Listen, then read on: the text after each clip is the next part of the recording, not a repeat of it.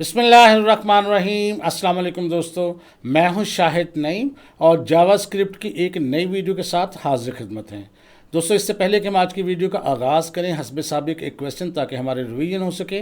दोस्तों, जावास्क्रिप्ट के अंदर आपने बहुत सारे लूप्स पढ़े हैं, तो आपने बताना है कि जितने भी लूप्स हैं आपको पता है कि वो कंडीशन के ऊपर चलते हैं, यानी कोई कंडीशन ट्रू होगी तो चलते हैं वरना नहीं चलते। लेकिन एक लूप ऐसा भी है जो आपकी कंडीशन को चेक किए बगैर चल पड़ता है और अपनी कंडीशन बाद में चेक करता है, यानी कम से कम एक दफ़ा तो वो ज़रूर चलता है। तो आज का क्वेश्चन ये है कि वो कौन सा लूप है जो कंडीशन को चेक किए बगैर कम से कम एक दफ़ा बॉडी ऑफ लूप को एग्जीक्यूट करता है और फिर बाद में जाके कंडीशन को चेक करता है कि आगे लूप ने चलना है या नहीं चलना है। जब अपना रिप्लाई करें तो अपना नाम, अपने शहर का नाम ज़रूर लिखें ताकि हमारे इल्म में आ सके कि आप किस जगह से जावास्क्रिप्ट हमारे साथ सीख रहे हैं। तो इससे पहले कि आज की वीडियो का आगाज़ करें, तमाम वो दोस्त जो इस चैनल पर नए हैं उनसे गुजारिश है कि अगर अभी तक आपने हमारे चैनल को सब्सक्राइब नहीं किया तो चैनल को सब्सक्राइब कर लीजिए और उसके साथ नजर आने वाले बेल के आइकन पर क्लिक करना मत भूलें। इससे ये होगा कि जब भी हम कोई नई वीडियो अपलोड करेंगे आपको उसका नोटिफिकेशन मिलेगा और आप उससे भरपूर फ़ायदा हासिल करेंगे। अब बगैर ताख़ीर के चलते हैं कंप्यूटर की स्क्रीन पर और आज की वीडियो का आगाज़ करते हैं।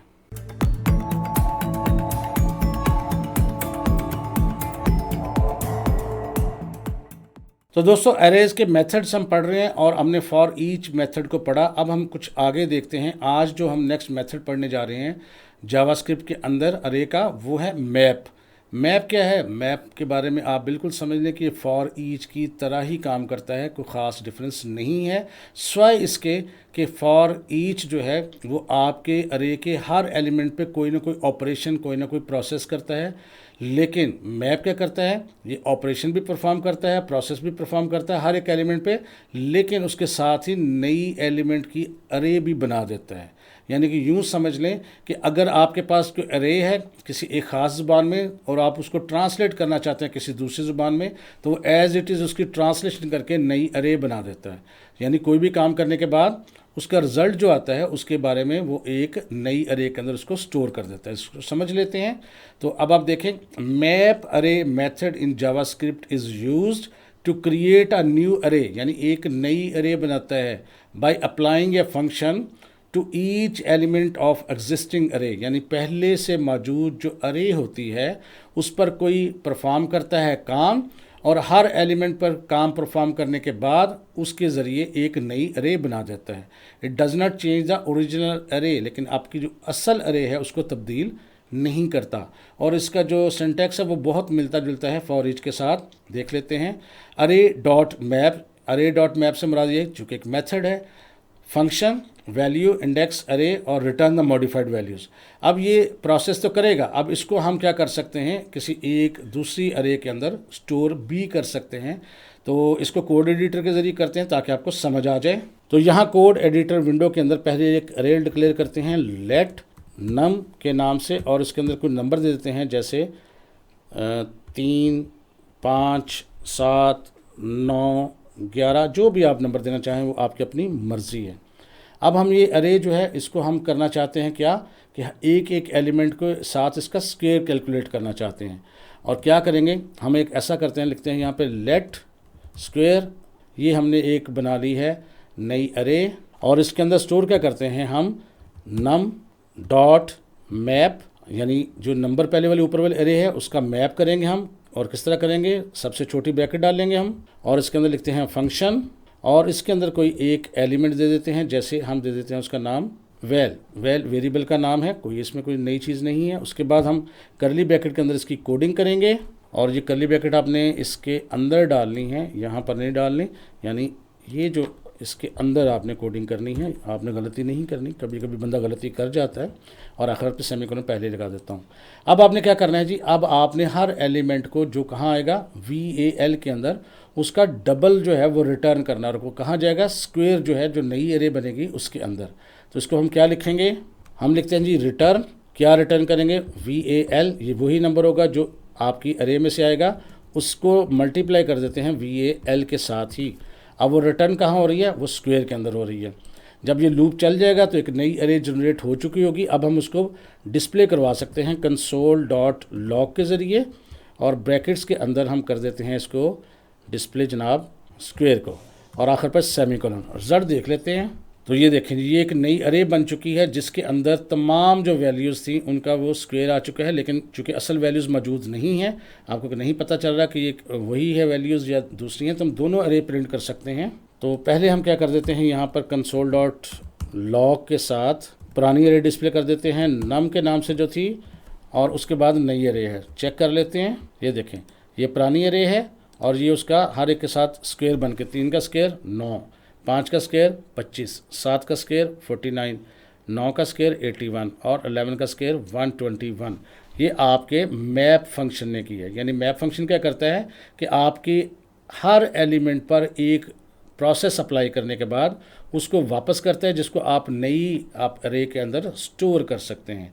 तो इस तरह मैप फंक्शन जो है बिल्कुल आपका फॉर ईच फंक्शन की तरह ही काम करता है। अच्छा, यही काम हम एक और तरीके से भी कर सकते थे कि हम इसके लिए एरो फंक्शन डिक्लेयर कर देते, और एरो फंक्शन डिक्लेयर करने के लिए आपने कुछ नहीं करना था, पहले तो ये फंक्शन को रिमूव कर देना था, और अब ये आपने क्या करना था, VAL के जो गिर्द आपने ब्रैकेट्स हैं छोटी वो भी रिमूव कर दें बेशक, और इसके बाद आपने VAL के आगे सिर्फ इक्वल साइन और यहाँ ग्रेटर देन साइन डाल के आपने एक बनाना है एरो। अब कोड और छोटा हो गया लेकिन रिजल्ट फिर भी वही रहेगा। रिजल्ट चेक कर लेते हैं। ये देखें दोनों अरेज बन चुकी हैं और सेम रिजल्ट्स आपके सामने दे रही हैं। तो यानी मैप क्या करता है, आपके हर एलिमेंट को प्रोसेस करके नई जो अरे है वो बना देता है। तो मैं उम्मीद करता हूँ आपको मैप का बिल्कुल समझ आ गई होगी। और इसमें आगे इंडेक्स और अरे है, उससे इंडेक्स से क्या आता है, इंडेक्स का नंबर आ जाता है, यानी लोकेशन आ जाती है कि वैल्यू कहाँ स्टोर है, और अरे के साथ पूरी अरे भी डिस्प्ले हो जाती है। ये हम फॉर ईच में देख चुके थे, फिर वही चीज़ है और नॉर्मली हम इसका इस्तेमाल नहीं करते। हल्का सा काम और देख लेते हैं कि मैप और फॉर ईच के अंदर फंक्शन के अंदर जो डिफरेंस है वो क्या है, उसको देख लेते हैं। छोटा सा डिफरेंस है, बुनियादी डिफरेंस यही है कि फॉर ईच जो है वो हर एलिमेंट पे प्रोसेसिंग करता है, कुछ काम करता है, और मैप भी यही काम करता है, लेकिन उसके साथ एक नई अरे भी डिक्लेयर कर देता है। तो सबसे पहले देखते हैं पर्पज़ क्या है, क्रिएट अ न्यू अरे बाय अप्लाइंग अ फंक्शन। जब आपने फंक्शन अप्लाई करना है तो एक नई अरेज बना देता है। लेकिन फॉर ईच क्या करता है, execute a function for each element without returning a new अरे। ये न्यू अरे रिटर्न नहीं करता। और यूज़ केस कहाँ यूज़ कर सकते हैं, when you need a modified अरे, जब आपको कहीं नई अरे चाहिए हो तो आप इसको यूज़ कर सकते हैं। और फॉर ईच को कहाँ यूज़ करना है, when performing actions like logging और अपडेट्स, जब आपने एग्जिस्टिंग चीज़ पे कोई प्रोसेसिंग करनी हो और तब्दीली करके नई अरे नहीं चाहिए तो फिर आप फॉर ईच इस्तेमाल कर सकते हैं। बारे ये दोनों काम हो सकते हैं, और ज़रूरी नहीं कि मैप के साथ आप पूरी अरे रिटर्न ही करें, आप सिर्फ प्रोसेसिंग भी करवा सकते हैं। मैं वो भी आपको करवा के दिखा देता हूँ। एक परफॉर्मेंस में क्या है, slightly slower creates a new अरे, क्योंकि मैप जो है थोड़ा सा स्लो होता है, लेकिन हमें तो पता नहीं चलता क्योंकि प्रोसेसर ने बहुत तेज़ी से काम करना होता है। चूँकि इसने नई अरे क्रिएट करनी है तो कंपैरेटिवली थोड़ा सा स्लो होता है, लेकिन हमें उसका एहसास नहीं होता। लेकिन फॉर ईच जो है फास्टर होता है क्योंकि इसने नई अरे क्रिएट नहीं करनी होती। अच्छा, अब मैंने आपको बताया कि मैप के साथ भी आप फंक्शन अप्लाई कर सकते हैं, और ज़रूरी नहीं होता कि आप चीज़ों को रिटर्न करें, उसको भी देख लेते हैं। अब ये देखें यहाँ पर तो हम चीज़ों को रिटर्न कर रहे थे और फंक्शन अप्लाई कर रहे थे, लेकिन अगर आप चाहते तो आप यहाँ पर भी इसको कुछ डिस्प्ले नहीं करवाते। आप यहाँ जहाँ रिटर्न कर रहे हैं, रिटर्न करने के बजाय आप यहाँ कंसोल डॉट लॉग के ज़रिए, ये देखें डॉट लॉग के ज़रिए आप यहाँ पर डायरेक्ट भी कर सकते थे, छोटी ब्रैकेट लेके, और उसके अंदर लिख सकते थे, बैक टिक्स में हम लिख लेते हैं ताकि हम सब कुछ लिख सकें, स्क्वायर ऑफ डॉलर साइन, और करली ब्रैकेट के अंदर लिखते हैं हम VAL यानी वैल्यू इज़, और उसके बाद हम कॉलन डाल के फिर लिखते हैं यहाँ पर डॉलर साइन, करली ब्रैकेट के अंदर हम लिख देते हैं वैल मल्टीप्लाई बाय वैल, और आखिर पर लगाते हैं सेमी कॉलन। अब हमने देखें इसको रिटर्न नहीं करना, तो यहाँ से ऊपर से जो स्क्वायर वाली अरे है वो भी ख़त्म कर देते हैं। अब हमने देखना कि क्या इस पर ये प्रोसेसिंग करता है, सेव करके रिजल्ट देख लेते हैं। तो ये देखें 3 का स्क्वायर 9, 5 का स्क्वायर 25, 7 का 49। तो यानी इसके ज़रिए आप प्रोसेसिंग भी कर सकते हैं, बिल्कुल फॉर ईच की तरह, कोई उसमें तब्दीली नहीं है। अगर यहाँ फॉर ईच लिख देते तो फिर भी यही काम होना था, फॉर ईच लिख देते सिर्फ यहाँ पर, तो अब क्या होता, तब भी सेम रिज़ल्ट ही आता। तो फ़र्क आपको समझ आ गई कि फॉर ईच और मैप दोनों एक जैसे काम करते हैं। सिर्फ फ़र्क ये है कि जब आप मैप का इस्तेमाल करेंगे तो आप नई अरे भी है वो बना सकते हैं और ज़रूरत पड़ने पर उसको इस्तेमाल कर सकते हैं। तो मैं उम्मीद करता हूँ आपको फॉर ईच और मैप का समझ आ गया होगा, डिफरेंस भी और इस्तेमाल करने का तरीका भी आ गया होगा। डिफरेंस इसलिए बताया कि बाज़ औक़ात आपके पेपर में, आपके इंटरव्यू में ये चीज़ पूछी जा सकती है। तो बस आज के लिए इतना ही। मैं उम्मीद करता हूँ दोस्तों ये वीडियो आपको अच्छी लगी होगी और कुछ ना कुछ आपने नया ज़रूर सीखा होगा। वीडियो अच्छी लगी है तो इसको लाइक कीजिए और शेयर कीजिए। इंशाअल्लाह ताला दोबारा मुलाकात होगी कुछ नई चीज़ों के साथ। तब तक के लिए इजाज़त दीजिए। अल्लाह हाफ़िज़।